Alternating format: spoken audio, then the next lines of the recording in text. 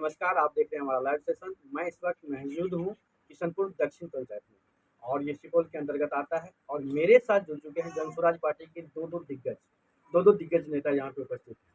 तो आइए जानते हैं बारी हैं उनको मैं बारी बारी से सभी पंचायत में सभी दिग्गज को सभी महानुभाव को बारी बारी से हम परिचय करवाते हैं और उनके बारे में सारी समस्या का निदान भी जनस्वराज के जो सूत्रधार मेरे प्रशांत किशोर भाई हैं उनके आधार पर जो हम लोग चलते हैं और उसी आधार पर मैं सभी व्यक्तियों को प्रेरित करता हूँ। सर। सबसे पहले मैं आपसे भी जानना चाहूँगा सर, आपका शुभ नाम और परिचय क्या है सर? मेरा नाम मोहम्मद खुदावत है, किशनपुर दक्षिण पंचायत का निवासी हूँ। मेरे पिताजी का नाम है मोहम्मद सत्तार। ठीक है, तो जनस्वराज पार्टी में सर देखिए हम लोग 2 साल से करीब जुड़ल है। 2 साल के अंतर्गत में हम लोग गाँव गाँव घूमे हैं, आज कर रहे हैं और मन और तन धन से भी करना चाहते हैं। प्लस प्लस ये है कि यहाँ पे जो है सबसे बड़ा मुद्दा है जो प्लान का है। हम लोग भी बाहर खट के आए हैं, कंटिन्यू 15 वर्ष हम दिल्ली में रह के आए हैं। हमने देखा है मजदूरी और दिक्कत क्या होता है। बहुत लंबा समय तक हम भी शहर में बड़ी दिल्ली नई दिल्ली में रहे हैं। उसके बाद हम 2019 में लॉकडाउन हुए थे तो हम छोड़ दिए थे, हम गाँव में ही शिफ्ट हो गए। जैसे तैसे अपना कर रहे हैं और राजनीति संबंधित से हम जी, दोनों दिग्गज नेता से मेरा सवाल है सर कि सबसे पहले जनस्वराज क्या है ये तो सभी लोग लगभग जान चुके हैं। लेकिन सर आपने जनस्वराज को चुना क्यों? क्योंकि आज आपके बिहार में देख लीजिए बहुत बड़े-बड़े पार्टी हैं, जैसे जनता दल हैं, जैसे जदयू हैं और क्या कहते हैं भाई बीजेपी हैं या फिर कांग्रेस हैं, राजद है, लोजपा, पता नहीं कौन-कौन सी पार्टी है। आम आदमी पार्टी भी आ चुकी है सर और जनस्वराज तो मेहनत कर ही रही है।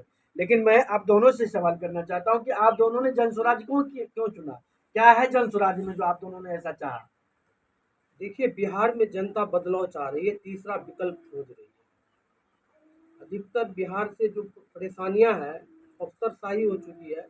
एक छोटा सा आवेदन लेके आप ब्लॉक जाइए, अगर कोई मान के चलिए सीओ के मतलब कर्मचारी जो भी हो, ये अफसर के पास जाइए, वो आवेदन इस लगेगा सवाल पे खाली। फिर जवाब बाद में लेंगे। फिलहाल सर आपका क्या कहना है?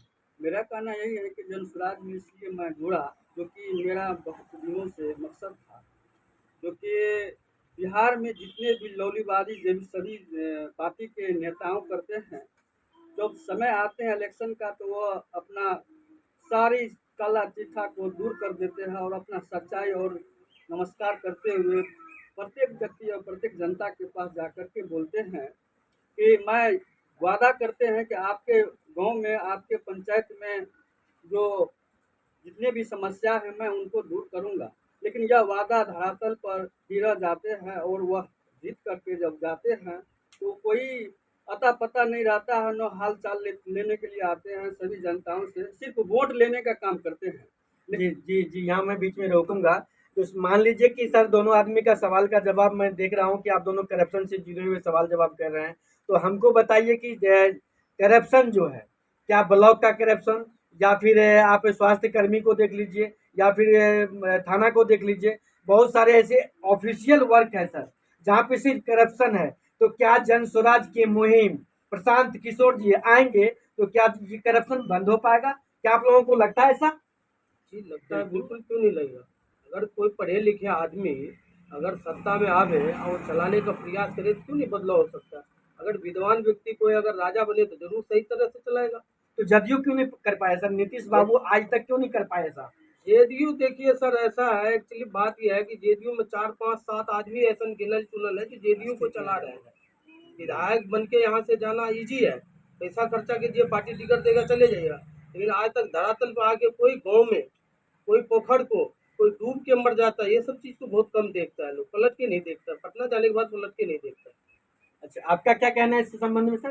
सर मेरा यही कहना है कि जितनी भी भ्रष्टाचार जो बढ़ रही है, वो थाने से लेकर के ग्राम पंचायत से लेकर के थाने और जिला तक में अगर सिर्फ सुनने का काम करते हैं लेकिन धरातल पर समस्या का निदान नहीं कर पाते। सर आज इंसान का बलात्कार होता है, बलात्कार किस रूप में होता है मैं बता दूं सर। चलिए आज एक परिमार्जन कर लीजिए।